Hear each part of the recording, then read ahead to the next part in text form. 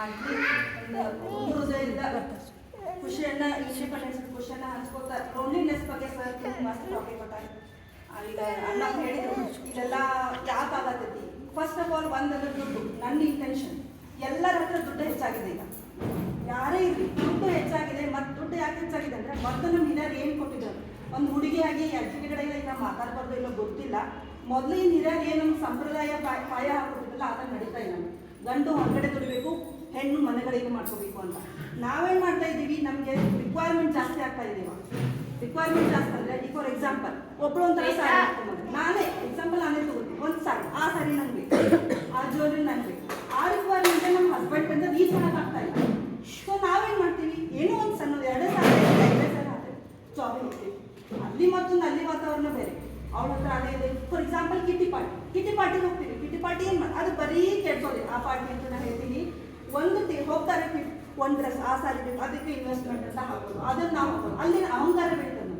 ಆಕೆ ಹತ್ರ ಅದ, ಆಕೆ ಹತ್ರನ ಮಾತಾಡಬಾರ್ದು, ಆಕೆ ಇದ್ದಂತೆಲ್ಲ ಮಾತಾಡ್ಬಾರ್ದು. ಇವ್ರ ಹತ್ರ ಇಲ್ಲ, ನಾ ಆಕೆ ಜೊತೆ ರಿಸರ್ವ್ ಈ ಥರ ಮಾಡೋದು ಬೇಡ ಅಂತ. ಆಮೇಲೆ ಇನ್ನೊಂದು, ನಾವು ಯಾವ ರೀತಿ ಬದುಕಬೇಕಂದ್ರೆ ಎಷ್ಟು ಸಾಧ್ಯ ಇರೋಷ್ಟು ಸಿಂಪಲ್. ಮೊನ್ನೆ ಅಂಬಾನಿ ಮದುವೆ ಮಾಡ್ಕೊಂಡ್ರು, ಯಾವ ರೀತಿ ಅವರು ಮಗನ ಮದುವೆ ಮಾಡಿದ್ರು.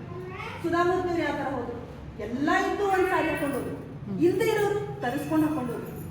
ಅದೇ ಅದು ಏನು ತರಿಸ್ಕೊಂಡು ಸಾಲ ನೆಮ್ಮದಿ ಇಲ್ಲ. ಹಾಕೊಂಡೋದು ಯಾರು ಅಂತ ಇದ್ದರೆ ಹಾಕೊಂಡೋದ್ರೆ ನಮ್ಗೆ ಯಾರು ಹೇಳ್ತೀನಿ, ಸಿಂಪಲ್ ಆಗಿ ಹೋದ್ರೆ ಮಾತಾಡ್ಸ್ಕೊಂಡು ಯಾವತ್ತು ನಾವು ಯಾವಾಗಲೂ ಆರ್ಡರ್ ಹೋದ್ರೆ ಈಕೆ ಹತ್ರ ಈಗಿನ ಜನ ನಮ್ಮನ್ನು ದೂರ ನಿಲ್ಲಿನ ಬಿಡ್ತಾರೆ.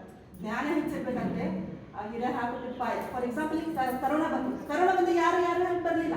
ಯಾರು ಬರಲಿಲ್ಲ. ಅವಾಗ ನಮ್ಗೆ ಒಂಟಿತನ ಕಾಡಿದ್ದಾರೆ. ನಮ್ಮಲ್ಲೇ ಒಳ್ಳೆತನ ಇತ್ತಂದ್ರೆ ಮಾಡಿದಾರೆ. ಅವಾಗ ಹೆಲ್ಪ್ ರಗಡ್ ಜನ ಮಾಡಿದ್ದಾರೆ, ಸಂಬಂಧಿಕರು ಬಂದಿದ್ದಾರೆ, ಹೆಲ್ಪ್ ಮಾಡಿದ್ರು. ಒಬ್ಬರು ದೇವರನ್ನು ಪರೀಕ್ಷೆ ಮಾಡಿದಂಗೆ ಒಬ್ಬರಿಗೊಬ್ಬರು ಮುಟ್ಟಿಸ್ಕೊಳ್ಳೋಂಗಿಲ್ಲ. ಯಾಕಂದ್ರೆ ನಮ್ಮಲ್ಲಿ ಅಹಂ ಬೆಳೆದ್ಬಿಟ್ಟಿತ್ತು. ಅವಾಗ ಒಂದು ರೂಮ್ನಾಗ ಇಟ್ಟು ಒಂದು ಊಟ ಹಾಕೊಟ್ಟು ಅದೆಲ್ಲ ಒಂದು ಅತಿ ಕ್ರೂರವಾಗಿದ್ದು ದೇವರು ಕೊಟ್ಟಂಥ ಶಿಕ್ಷಣ. ಅವಾಗೆಲ್ಲ ಒಂದು ಸ್ವಲ್ಪ ಸ್ವಲ್ಪ ಜನ ಬದಲಾಗಿದ್ದಾರೆ, ಹೆಲ್ಪ್ ಮಾಡ್ಬಿಟ್ಟು ಏನಿದೆ ಈ ಜೀವನದಾಗ ಅನ್ಸೋ ಮನಸ್ಸಿಗೆ ಬರೋ ದೇವ್ರು ನಮಗೆ ಆರೈಕೆ ಮಾಡಬೇಕು. ಮತ್ತು ಇನ್ನೊಂದು ಪೊಲಿಟಿಕಲ್ ಇನ್ಫ್ಲೂಯೆನ್ಸ್ ಭಾಳ ಆಗ್ತದೆ ಜನರು. ಅವರೇ ನಮ್ಮನ್ನ ವಿಂಗಡಣೆ ಮಾಡೋದು, ನೀನು ಮುಸ್ಲಿಮು ನೀನು ಲಿಂಗ, ಯಾರೋ ಲವ್ ಮಾಡಿ ಏನೋ ಇಲ್ಲೇ BOP ಎಕ್ಸಾಮ್ ಅವ್ರು ಮಾಡಿದ್ರು ನೋಡಿ. ಹೇಳ್ತೀನಿ ಈಗ ಯಾರು ನಾವು ಶರೀಫರು ಯಾರು ಮುಸ್ಲಿಂ, ಅವ್ರಂತ ಅವ್ರು ನಾನು ಮುಸ್ಲಿಮ್ನ ಇದೇ ಥರ ಮಾಡಿ ಎಲ್ಲ ಅವ್ರನ್ನ ಎಷ್ಟು ಜನ ಹಿಂಬಲಿಸ್ತೀವಿ.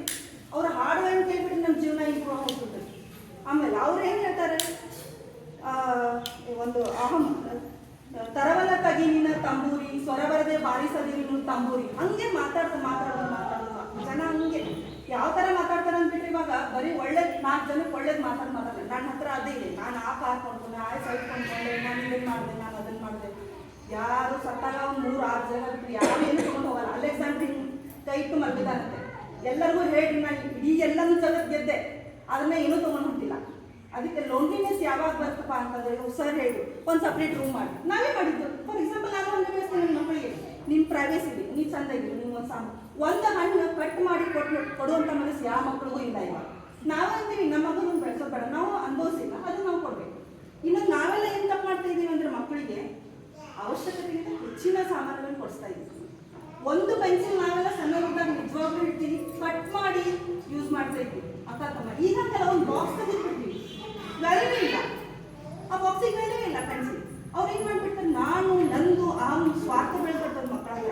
ಅವ್ರ ಮುಂದೆ ಹಂಚೋದೇ ಕರೆಯಲ್ಲ. ಅದೇ ಕಂಟಿನ್ಯೂ ಆಗಿ ನಮ್ಮನ್ನೇ ದೂರ ಮಾಡ್ತಾರೆ ಮಕ್ಕಳನ್ನ. ನಾವೆಲ್ಲ ನಮ್ಮ ಮಕ್ಕಳು ಒಬ್ಬರೊಬ್ಬರೇ ಒಂದು ಗಂಡು ಅಂತ ಹೇಳಿ ಇವಾಗ ಸಿಸ್ಟಮ್ ಹೌದಾ. ಒಂದು ಮಗಳನ್ನ ಏನೋ ಮಾಡಿ ಮದುವೆ ಮಾಡಿ ಕಳಿಸಿ ಮಗ ಎಬ್ರಾಡ್ಗೆ ಹೋಗ್ಬೇಕು. ಯಾಕೆ ಇಂಡಿಯಾದಲ್ಲಿ ಏನಿಲ್ವಾ, ಎಬ್ರಾಡಿಗೆ ನಾವೇ ಕಳಿಸೋದು ಅವ್ರನ್ನ. ಆಮೇಲೆ ನಮ್ಗೆ ಯಾರು ಇಲ್ಲ, ಯಾರು ಅವ್ರಿಗೊಂದು ಒಂದು ಸಮಾಜ ಕಟ್ಕೋತಾರೆ. ಅವರಲ್ಲಿ ಅವ್ರು ಕಟ್ಕೊಂಡು ನಮಗೇನು ಹೇಳ್ತಾರೆ, ರೊಕ್ಕ ಕಳಿಸ್ತಾರೆ, ರೊಕ್ಕ ಸಿಕ್ಕಾಪಟ್ಟೆ ಕಳಿಸ್ತಾರೆ, ಡಾಲರ್. ನಮ್ಗೆ ರೊಕ್ಕ ಅವಶ್ಯಕತೆ ಇಲ್ಲ ನಮ್ಗೆ ಏಜ್ ಆದ್ಮೇಲೆ. ಈಗ ನಾವು ನಮ್ಮ ತಂದೆ ತಾಯಿಗೆ ನಮ್ಮ ಅಂತಂದ್ರೆ ಯಾರೋ ಎಬ್ರಾಡಿಗೆ ಹೋದ್ರೆ ನಮ್ಮ ತಂದೆ ತಾಯಿ ಬೇಜಾರಲ್ಲೇ ಇರ್ತಾರೆ, ನಾವು ಬೇಜಾರು ಮಾಡ್ಕೋತೀವಿ. ಈಗ ನೋಡಿ ನಮ್ಮ ಅಣ್ಣ ರೊಕ್ಕ ಕಳಿಸ್ತಾರೆ, ನಮ್ಮ ತಮ್ಮ ರೊಕ್ಕ ಕಳಿಸ್ತಾರೆ, ತಂದೆ ತಾಯಿ ಸುಮ್ಮನೆ ಇಲ್ಲ. ಅವ್ರು ಬಿದ್ದರೆ ಅವ್ರು ಊಟಕ್ಕೆ ಹಾಕೋರು ಯಾರಿಲ್ಲ. ಜನ ಎಷ್ಟೇ ಇದ್ರು ಒಂದು 2 ಚಪಾತಿ ಒಂದಿಷ್ಟು ಅನ್ನ ಊಟ ಮಾಡೋದು ನಾವು. ಹೌದಾ, ಸಿಕ್ಕಾಪಟ್ಟೆ ರೊಕ್ಕ ಇದ್ರೆ ಜಾಸ್ತಿ ಐತೆ, ಒಂದಿನ ತಂದೂರಿ ತಿಂತೀವಿ, 2 ದಿನ ತಂದೂರಿ ತಿಂತೀವಿ. ಹೌದಾ, ನಮಗೆ ಬೇಜಾರಾಗಿಬಿಡ್ತದೆ ಲೈಫು. ಅದಕ್ಕೆ ನಾವೇನು ಮಾಡೋದು, ಆದಷ್ಟು ಸರಳ ಜೀವನ ಮಾಡಬೇಕು ಮತ್ತು ಎಲ್ಲರ ಜೊತೆ ನಕ್ಕೋತ ಜೀವನ ನಡೆಸೋದು ನಾವು ಕಲಿಬೇಕು. ನಂದೊಂದು ಇಂಟೆನ್ಷನ್ ಇದೆ. ನಾನು ಬೆಳಗ್ಗೆ ಬಂದಿದ್ದು ಜಾಯಿಂಟ್ ಫ್ಯಾಮಿಲಿ. ನಮ್ಮ ಮನೇಲಿ ಟೋಟಲ್ 6 ರೂಮ್ ಇದ್ವು. 6 ರೂಮ್ ಇದನ್ನು ಒಂದು ಹಾಲ್ನಲ್ಲಿ 15 ಜನ ಸಾಲ್ಕ ಮಲಗಿದ್ವಿ. ಈಗ ನಮ್ಮ ಮನೇಲಿ 2 ಬೆಡ್ರೂಮ್ ಇದೆ. ನಾವು ಅದ್ರ ನಮ್ಮ ಮಕ್ಕಳು ಇದು ನನ್ನ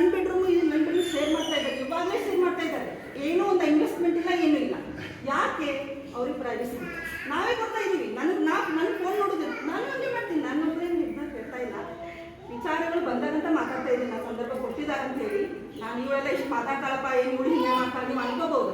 ಬಟ್ ಅದು ಹಂಗೆ ಆಗೋದು. ನನ್ನ ಹಸ್ಬೆಂಡ್ ಆಫೀಸಿಗೆ ಹೋದ್ರೆ ಕೈಯಾಗ ಫೋನ್ ಹಿಡಿತೀನಿ, ನನ್ನ ಮಗನ ಸ್ಕೂಲಿಗೆ ಕಳಿಸ್ತೀನಿ, ನನ್ನ ಮಗಳು ಹೋಗ್ತಾಳೆ, ಏನೋ ಹಿಂಗೆ ಸ್ವಲ್ಪ ಕೆಲಸನೂ ಇವಾಗಂತೂ ಪಾತ್ರೆ ಮಷೀನ್ ಎಲ್ಲ ಬಂದ್ಬಿಡ್ತು. ಆಮೇಲೆ ಡಿಪೆಂಡೆನ್ಸಿ ಒಬ್ಬರ ಹತ್ರನೂ ಇಲ್ಲ ನಮ್ಗೆ. ಏನೋ ಅವಾಗಿಲ್ಲ ನೋಡ್ರಿ, ಒಂದು ಬೆಳ್ಳುಳ್ಳಿ ಉಳ್ಳಾಗಡ್ಡಿ ಬಾಜು ಕಡೆಯಿಂದ ಶೇರ್ ಮಾಡ್ಕೋತೀವಿ, ಅದು ನಮ್ಗೆ ಅಸಹ್ಯನಿಸ್ತಲಿಲ್ಲ ಅವಾಗ ಕೂಡ್ಕೂತ್. ಆಮೇಲೆ ನಂಬಿಕೆ ಅವ್ರು ಹೋಗ್ತಾ ಇದ್ದೀರಿ ಹೇಳ್ತೀನಿ.